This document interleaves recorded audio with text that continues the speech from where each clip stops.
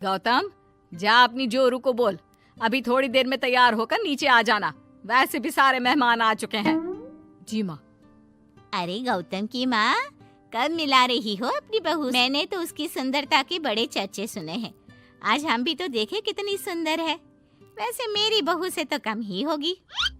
काकी, भाभी इतनी सुंदर है ना, डर है कि कहीं किसी की बुरी नजर ना लग जाए। देखते हैं कितनी सुंदर है।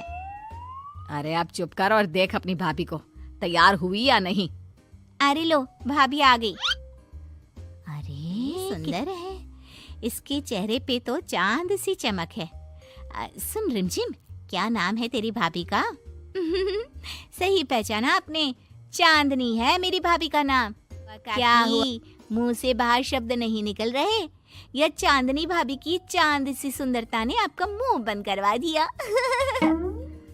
हाँ सुंदर तो है, पर सुंदरता से क्या होता है? लड़की में गुण भी तो मेरी बहू में सुंदरता के साथ साथ संस्कार भी है। अरे वाह गौतम, सच्ची में तुम्हारी बीवी बहुत सुंदर है।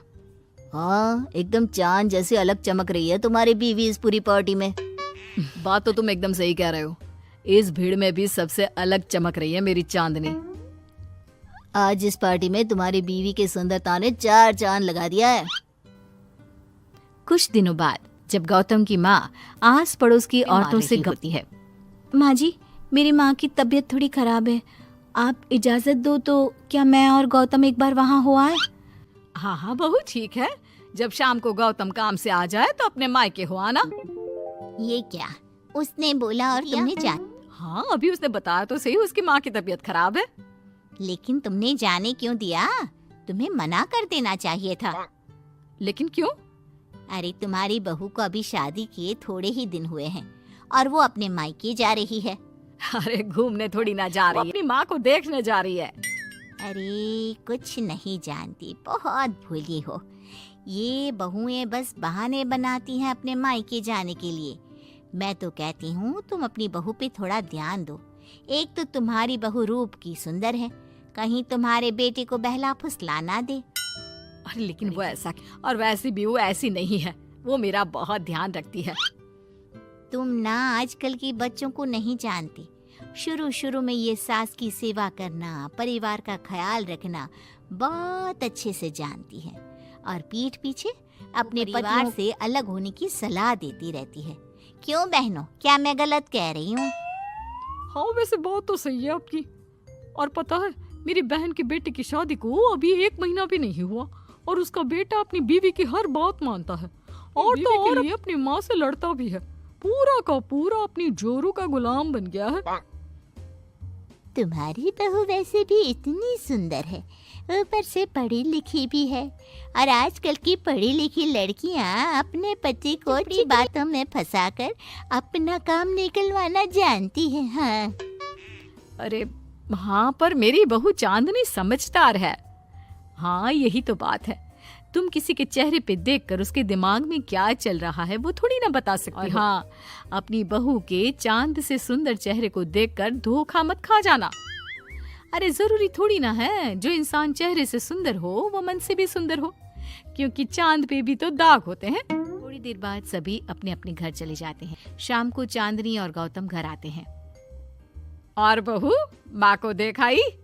जी माँ जी, अब थोड़ा ठीक है।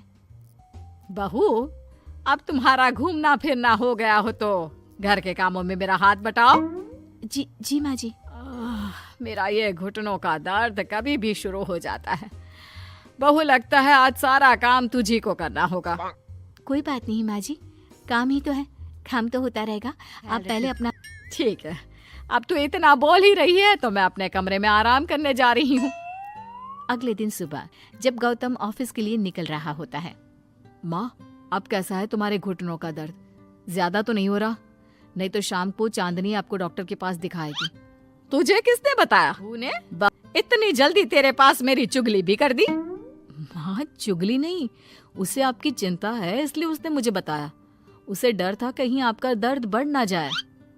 थोड़ी देर बाद चांदनी वहाँ आती है। माँ जी, मैं सोच रही थी हम लोगों को अब किसी दूर जाना चाहिए। लेकिन क्यों? और अचानक से तुम्हें ये ख्याल क्यों आया?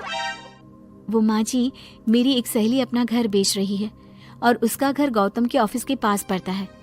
और देखिए ना, गौतम को यहाँ से ऑफिस की है और आपके लिए भी बाजार दूर पड़ता है। अगर हम वो घर खरीद लेते हैं तो हमारा कितना फायदा है। गौतम को ऑफिस के लिए दूर नहीं जाना पड़ेगा और आपको जब शॉपिंग जाने का मन करे आप जा सकती हो। ऊपर से वो हमें घर थोड़े कम दाम में भी बेचेगी। हाँ, बात तो तुम सही कह रही हो। कोई जरूरत नहीं है घर बदलने की। और तू क्या अपनी बीवी के हाँ में हाँ मिला रहा है? लेकिन माँ, मैंने एक बार बोल दिया ना, तो बस अब इसके बारे में कोई बात नहीं होगी। और ये कहते हुए वो अपने कमरे में चली जाती है। चांदनी भी उनके पीछे पीछे चली। क्या हुआ माँ जी?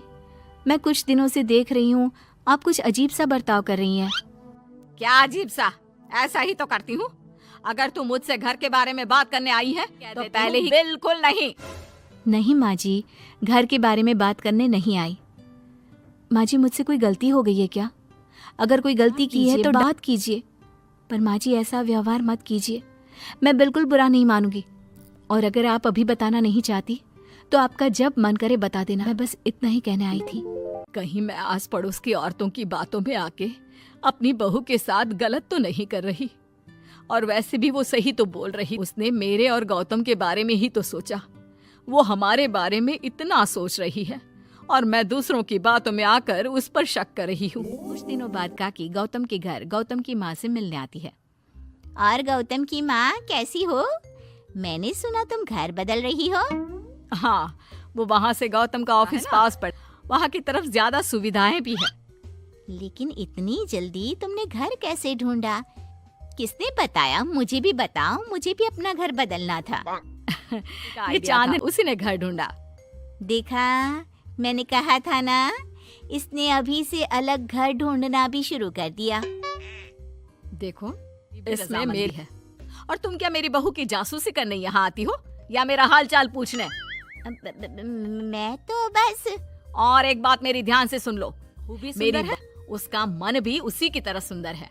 और एक बात, चांद में दाग जरूर होते हैं, पर जिस तरह आसमान के सभी तारे मिलकर चांद जैसी चमक नहीं दे सकते, उसी तरह मेरी बहू चांदनी की सुंदरता और खूबियों की बराबरी या और किसी की बहू नहीं कर सकती। कहने की जरूरत नहीं।